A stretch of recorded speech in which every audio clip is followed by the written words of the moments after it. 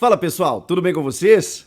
Quase prontos, hein? Rumo ao Hexa. Eu tô empolgado, não sei vocês. O Brasil atropelou a Coreia do Sul, 2 gols do Neymar, mas com algumas preocupações que a gente vai falar nesse vídeo. Teve recorde, teve fim de jejum. Chega mais, eu sou o Chico Garcia, inscreva-se no canal e vamos juntos.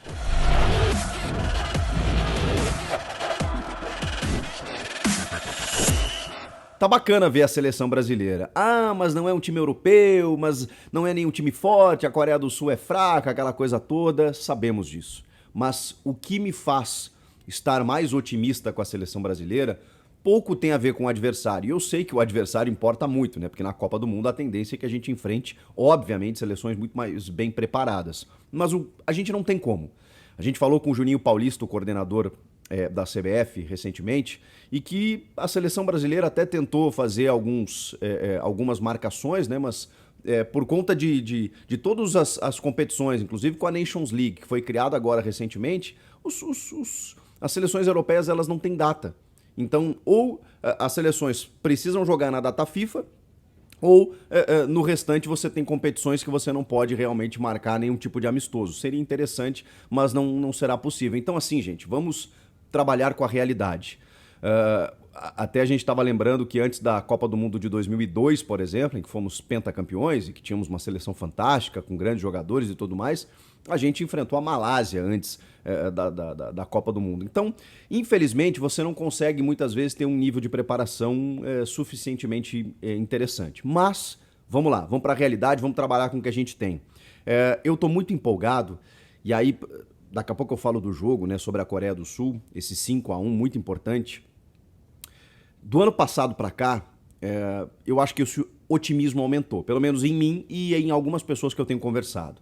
Porque a gente teve um preenchimento de uma lacuna geracional que existia, né, essa lacuna, esse hiato, esse espaço do Neymar para outros jogadores, talvez não craques como ele, e eu falo em termos de futebol, em termos de bola.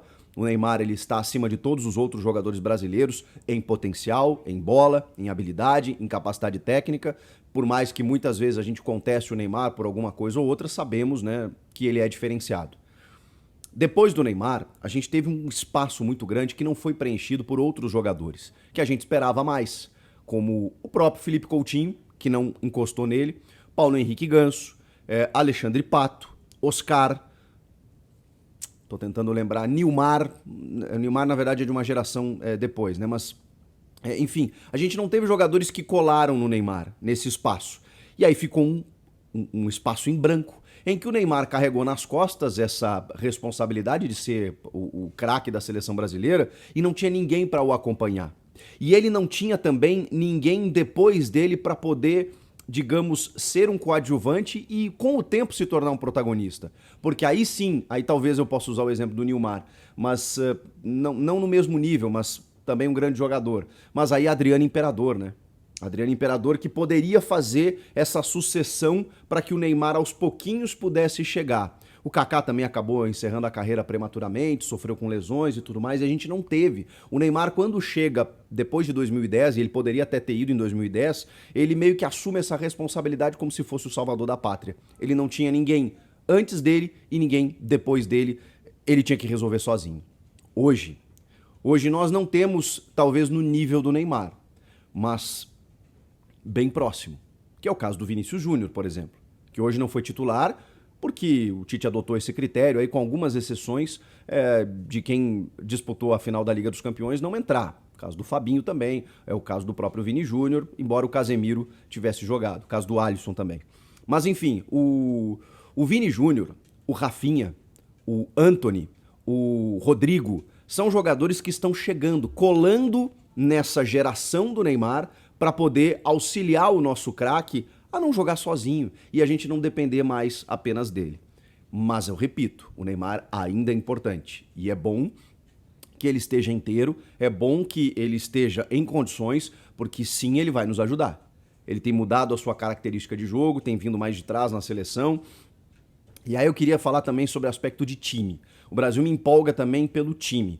O Tite, em determinado momento, burocratizava a seleção. Talvez não por culpa dele, talvez pelas características que ele tinha, talvez por esses jogadores ainda não estarem afirmados, por tentar encontrar um jeito de jogar, obviamente, com o Neymar sendo o diferencial. Hoje, nós já temos o crescimento de alguns atletas que fazem com que o Neymar não seja um coadjuvante. Ele ainda pode ser o protagonista, mas esse protagonismo totalmente dividido.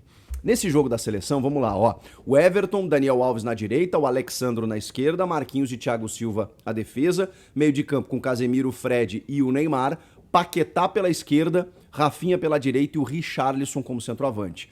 Muita gente questionando por que o Richarlison titular e não o Vinícius Júnior. O Richarlison tem a confiança do Tite porque ele é um jogador muito abnegado, muito envolvido, ele corre o campo inteiro, ele se entrega. Então, se você precisa de um centroavante, eu acho que o Richarlison ele tem, digamos, uma preferência com critérios totalmente entendíveis ou compreensíveis por parte do treinador.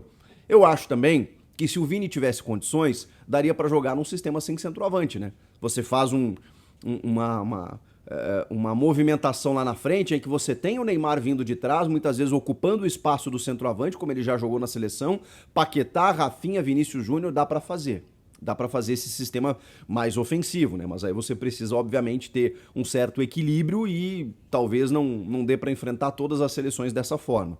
Mas dá para fazer sim.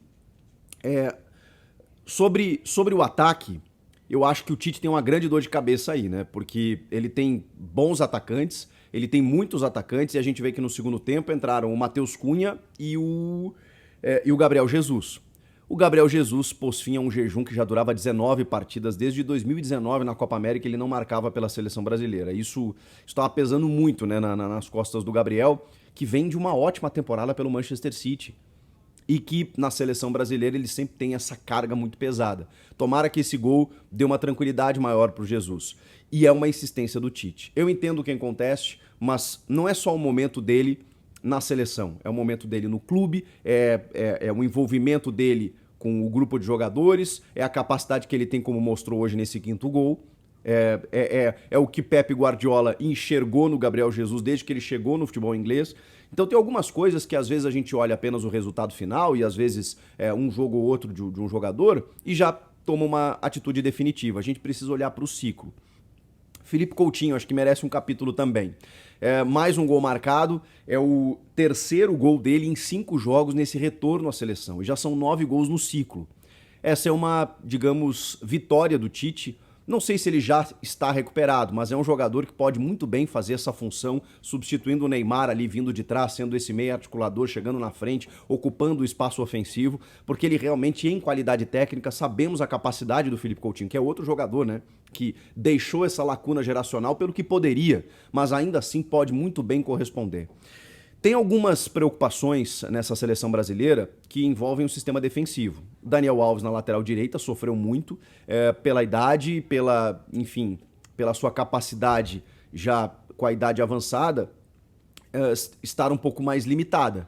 Só que nós não temos substitutos, né? É muito difícil você encontrar um lateral direito que possa cumprir ali. Eu acho que o Danilo, obviamente, seria o substituto natural, ou talvez o Militão, se o Tite fizer um sistema ali com, não digo 3 zagueiros, né, mas podendo sair numa linha de 3 com o Militão fazendo a lateral. E aí você precisa ter combinações lá pelo lado direito com o Fred avançando, né, bastante, como aconteceu no jogo, porque o Daniel estava tendo dificuldades, e aí o Fred acabava combinando muito com o Rafinha pelo lado direito e o Paquetá pelo lado esquerdo. Então, assim, eu acho que precisa resolver essa situação. Não sei se é o Daniel Alves, eu respeito muito a carreira do Daniel, acho que ele é um baita jogador de futebol, acho que cresce em jogo grande, só que realmente ele apresentou dificuldades no jogo. E o Thiago Silva também pela idade, né? O gol que o Brasil sofre é um giro de um jogador sul-coreano em que ele foi batido no lance. É natural que a gente enfrente jogadores muito mais qualificados, muito mais fortes fisicamente, muito mais rápidos na Copa do Mundo. E olha, tá aqui um fã do Thiago Silva por toda a carreira dele, por tudo que ele fez, inclusive recentemente no Chelsea, campeão europeu da temporada passada, campeão mundial sobre o Palmeiras. O Thiago vem sendo protagonista do Chelsea. Depois do que ele saiu do PSG, achei que não fosse capaz de fazer isso. Ele continuou jogando em alto nível. Então, por conta disso, ele ainda está na seleção, por ser um líder, por ter a confiança do técnico e tudo mais. Mas me chamou a atenção nesse aspecto. O Marquinhos é um monstro. O Thiago Silva e o Marquinhos fazem uma excelente dupla, mas eu colocaria esse ponto de preocupação. E é difícil da gente resolver. Tem o Gabriel, né? O Gabriel Magalhães do Arsenal nem foi para o banco de reservas, assim como o Martinelli e também o Éder Militão, né, por causa da Covid. Até porque no banco só poderiam 23 e o Tite convocou 28 jogadores, né? 27, né, melhor dizendo. Então você tem jogadores suficientes, tinha jogadores suficientes. Vamos ver essa lista de 26. Dúvidas, lateral esquerda, né? Os dois laterais que estão concorrendo com o Alexandre, que foi muito bem no jogo, estavam no banco de reservas, o Alex Telles e o Guilherme Arana. Talvez o Tite dê uma chance para um dos dois na próxima segunda-feira no jogo contra o Japão. Pra gente poder testar, e eu acho que isso tá na cabeça do Tite também, assim como no ataque, né? Porque ele botou o Cunha, que fez uma boa eliminatória, que também cresceu muito nos últimos tempos, mas será que vai ter espaço para todo mundo?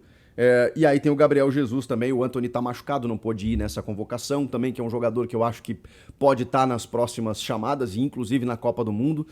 Alguém vai ter que sofrer, né? O Everton, goleiro, foi muito bem, né? A gente já sabia da qualidade dele, acabou cumprindo. Realmente foi, o Brasil conseguiu ser atacado em alguns momentos pela Coreia do Sul, mas lá estava o Everton fazendo boas intervenções, e eu acho que é isso, né, gente? E o Neymar, né? O Neymar, apesar de tudo que eu já falei, fez 2 gols de pênalti. Mas é gol de pênalti, também vale, também é preciso, e a gente precisa ter um cara frio exatamente quando a gente tiver um pênalti, pra gente não precisar ficar pensando, puxa vida, será que o cara vai errar? O Neymar vai converter. E no segundo, uma humilhação, né? Ele vê o goleiro deslocado, ele só toca rasteirinho, nível Marcelinho Carioca, que fazia isso, né, lá nos anos 90. Foi realmente muito bem. Chegou a 73 gols. O Pelé tem 77 com a camisa da seleção. Com mais 4 gols, ele ultrapassa o Pelé, sem nível de comparação com Copas do Mundo ou com qualidade técnica. Não é isso, gente. É apenas um dado, um número de que o Neymar segue fazendo história, segue quebrando recordes com gols pela seleção brasileira. São outros momentos, a gente enfrenta seleções mais fracas? Não sei, naquela época a gente jogava muito mais, também enfrentava seleções fragilizadas, e eu não tô aqui comparando Neymar e Pelé, tá? Cada um dentro da sua geração, dentro da sua história. Mas é fato que o Neymar vem quebrando recordes e gente, ele jogou bem, tá? Não foi só por esses gols vindo de trás, ele tabelou, se entendeu muito bem com o Paquetá, e eu queria falar sobre isso também. O Brasil, mesmo que esses caras não joguem tantas vezes, né, porque eles estão jogando pelos seus clubes, o desafio do Tite era montar um time. E um time você não monta da noite pro dia. Por isso esse ciclo foi muito importante. E por isso a manutenção também. Às vezes o cara não tá bem no clube dele, aí o Tite não tem que chamar. Eu acho que tem que respeitar o momento do cara no clube. Mas ele também precisa ter a convicção da equipe que ele tá formando, porque só assim ele vai criar um entrosamento. E tá muito bacana de ver o entendimento do Neymar e do Paquetá, do Rafinha ali pelo lado direito, do Fred vindo de trás, que fez desarmes incríveis. O Fred, que muita gente contesta, é um cara que, tava na linha de fundo defensiva, ajudando na marcação, porque ele faz esse vai e vem muito bem. E ainda tem muita qualidade para chegar lá na frente e combinar jogadas também. Acho que são poucas as contestações. Eu queria até ouvir vocês, mas assim, o sistema defensivo me preocupa mais, e do meio para frente eu também tenho dúvidas, assim como o Tite, imagino eu. O que vocês acharam do jogo? E vocês estão empolgados, otimistas? Eu confesso que eu estou. Sei que o nível será muito mais alto na Copa do Mundo, mas acho que estamos no melhor preparo que poderíamos ter diante da realidade, diante da dificuldade. Comenta aqui, inscreva-se no canal, eu volto na próxima. Tchau!